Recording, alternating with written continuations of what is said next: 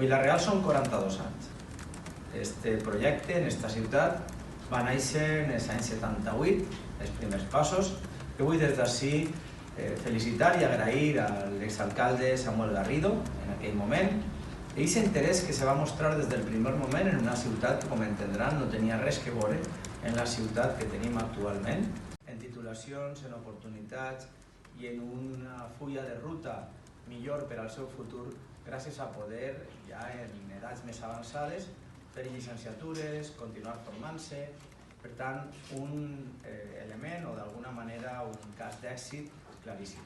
Molt important perquè de vegades pareix que quan ja tenim les coses les oblidem, no? Però aquest sentit de búsqueda de la igualtat en l'educació que han fet les universitats nacionals d'educació a distància, no?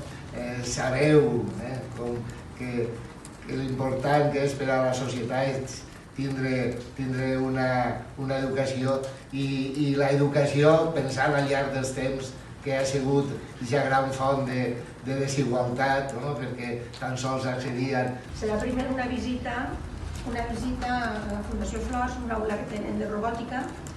En aquesta visita assistiran les dues vicerectores que estan relacionades amb tota aquesta mena de formació.